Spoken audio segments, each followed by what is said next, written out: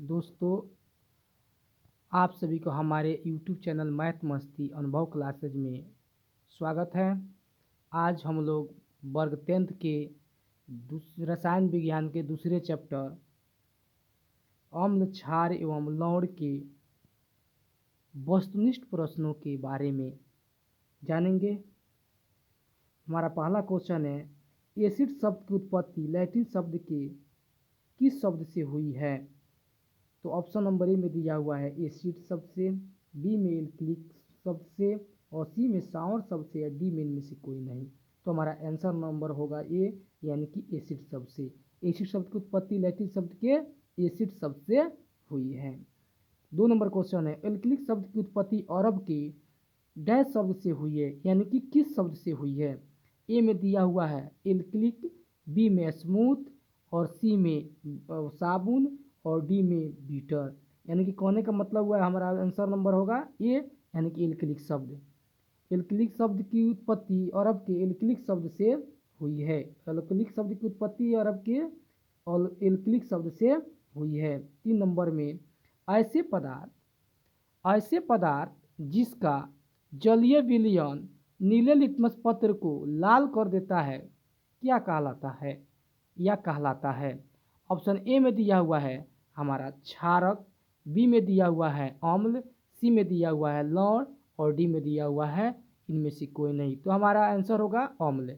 यानी कहने का मतलब ऐसे पदार्थ जिसका जलीय विलयन नीले लिटमस पत्र को लाल कर देता है अम्ल कहलाता है। क्या कहलाता है? अम्ल कहलाता है। 4 नंबर क्वेश्चन है, ऐसे पदार्थ जिसका जलीय विलयन लाल लिटमस पत्र को नीला कर देता है क्या कहलाता है? ऐसे पदार्थ जिसका जलीय विलयन लाल लिटमस पत्र को नीला कर देता है क्या कहलाता है?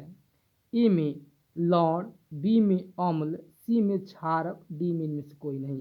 यानी कि हमारा ऑप्शन नंबर होगा सी, क्षारक। यानी कि ऐसे पदार्थ जिसका जलीय विलयन लाल लिटमस पत्र को नीला कर देता है क्षारक कहलाता है। क्या कहलाता है? क्षारक कहलाता है। हमारा अगला क्वेश्चन है 5 नंबर, क्षारक फिनेल्फ्थलीन के श्वेत रंग को परिवर्तित कर देता है। यानी कहने का मतलब हुआ क्षारक के फिनेल्फ्थलीन के श्वेत रंग को किस रंग में परिवर्तित कर देता है? यानी ऑप्शन नंबर ए में दिया हुआ है हरा रंग में, गुलाबी रंग में, और बी में सी में दिया हुआ है पीला रंग में, और डी में दिया हुआ इनमें से कोई नहीं। तो हमारा ऑप्शन नंबर का होगा बी सही होगा, गुलाबी रंग में। उसके बाद अगला क्वेश्चन है, H2SO4 है, यानी H2SO4 किस प्रकार का अम्ल है? यानी खनिज अम्ल है, ए में बी में कार्बनिक अम्ल है, सी में एल्कोहलिक अम्ल है, और डी में इनमें से कोई नहीं है। तो हमारा ऑप्शन नंबर कौन होगा? खनिज अम्ल है। H2SO4 क्या है? खनिज अम्ल है। एसिटिक अम्ल एक है, यानी कहने का मतलब एसिटिक अम्ल का प्रकार क्या है?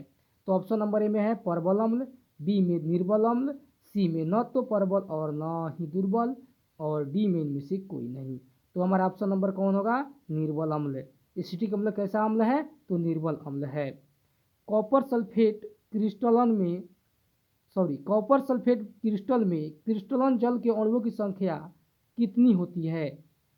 तो ऑप्शन नंबर ए में दिया हुआ है 1, बी में दिया हुआ है 2, और सी में दिया हुआ है 3, और डी में दिया हुआ है इनमें से कोई नहीं। तो हमारा ऑप्शन नंबर होगा डी में दिया हुआ है डी में दिया हुआ है 5, और इसका ऑप्शन नंबर होगा डी, यानी कहने का मतलब हुआ 5। जिंक तनु हाइड्रोक्लोरिक अम्ल से क्रिया कर एक गैस देता है जो है ए में दिया हुआ है H2 गैस, बी में दिया हुआ है Cl2, और सी में दिया हुआ है CO2, और डी में दिया हुआ है SO2। तो हमारा ऑप्शन नंबर कौन सा सही होगा? ए होगा, यानी कि जे जिंक तनु हाइड्रोक्लोरिक अम्ल से क्रिया करके हाइड्रोजन गैस देता है। अगला क्वेश्चन है, धातु के कार्बोनेट तनु खनिज अम्लों से क्रिया कर एक गैस देता है जो है, यानी कि जे धातु के कार्बोनेट तनु अम्लों से क्रिया कर कौन सा गैस देता है? ऑप्शन ए में हुआ है CO2, बी में है SO2, सी में है O2, और डी में है H2।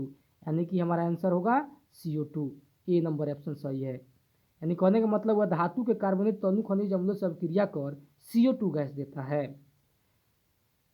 11 नंबर क्वेश्चन है, जब CO2 गैस को चूने जल में प्रवाहित किया जाता है तो यह दूधिया हो जाता है, और अत्यधिक गैस प्रवाहित करने पर यह हो जाता है, यानी कि कहने का मतलब है यह किस रंग का हो जाता है। तो ऑप्शन नंबर ए में है हरा, बी में है रंगहीन, सी में है गुलाबी, डी में है इनमें से कोई नहीं। तो हमारा आंसर होगा ऑप्शन नंबर बी, यानी कि रंगहीन।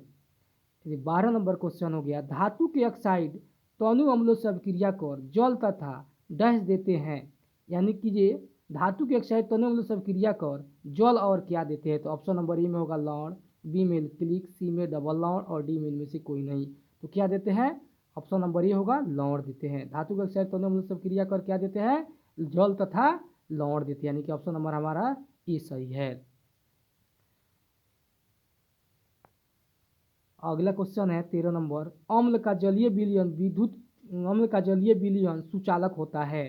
अम्ल का जलीय विलयन सुचालक होता है। ऑप्शन नंबर ए में है विद्युत का, बी में चुंबक का, सी में न ए और न बी और डी में इनमें से कोई नहीं, यानी कि हमारा आंसर होगा ए विद्युत का।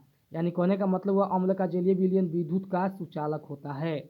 ऑप्शन नंबर कौन सा सही हुआ, ए सही हुआ।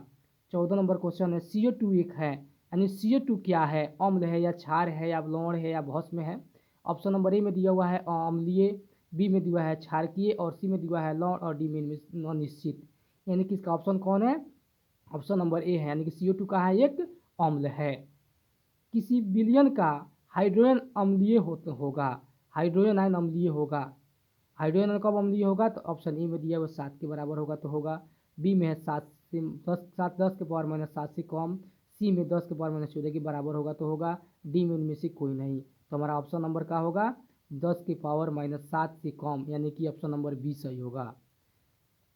16 नंबर क्वेश्चन है, पीएच तथा हाइड्रोजन आयन का सही संबंध है। ऑप्शन ए में दिया हुआ पीएच बराबर हाइड्रोजन आयन, बी में दिया हुआ पीएच बराबर माइनस लॉग हाइड्रोजन आयन, सी में दिया हुआ है पीएच बराबर लॉग हाइड्रोजन आयन और डी में इनमें से कोई नहीं। तो हमारा ऑप्शन नंबर कौन सा सही होगा, बी होगा, पीएच बराबर माइनस लॉग हाइड्रोजन आयन।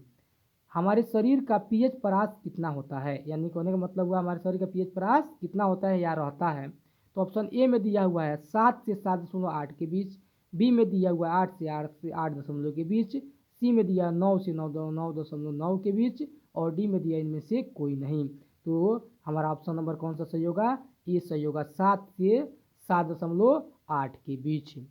उसके बाद अगला क्वेश्चन है, विरंजक चूर्ण का रासायनिक सूत्र होता है। विरंजक चूर्ण का रासायनिक सूत्र होता है, ऑप्शन ए में दिया COCl इंटू CL, बी में दिया CaOCl और सी में दिया CaOHCl और डी में इनमें से कोई नहीं। तो हमारा ऑप्शन नंबर कौन सा सही होगा, ये होगा CaOCl या CaOCl2। ऑप्शन नंबर हमारा ये सही हुआ। उसके बाद 19 नंबर क्वेश्चन है, धुआं सोडा का सूत्र होता है, यानी कि धुआं सोडा का रासायनिक सूत्र क्या होता है। तो ऑप्शन ए में दिया हुआ है NaHCO3, बी में दिया हुआ KHCO3 और सी में दिया है CaOHCO3 क्या होल ट्वाइस और डी में दिया है Na2CO3 इंटू 10H2O। तो हमारा ऑप्शन नंबर कौन सही है, डी सही है, Na2CO3 इंटू 10H2O। और 20 नंबर क्वेश्चन है, प्लास्टर ऑफ पेरिस का सूत्र है। प्लास्टर ऑफ पेरिस का सूत्र है, यानी कि भी पूछ सकता है प्लास्टर ऑफ पेरिस का रासायनिक सूत्र क्या होता है। तो ऑप्शन ए में दिया हुआ है CaSO4 इंटू 1/2H2O और बी में दिया है MgSO4 इंटू 1/2H2O और सी में दिया है ZnSO4 इंटू 1/2H2O और डी में दिया इनमें से कोई नहीं। तो इनमें ऑप्शन नंबर इसका कौन सा सही होगा, CaSO4 इंटू 1/2H2O। हमारा ऑप्शन नंबर ए सही होगा, कौन सा सही होगा, ऑप्शन नंबर ए सही होगा, CaSO4 इंटू 1/2H2O, यानी कि हाफ H2O। यदि आपको ये वीडियो पसंद आया हो तो लाइक और सब्सक्राइब ज़रूर करें।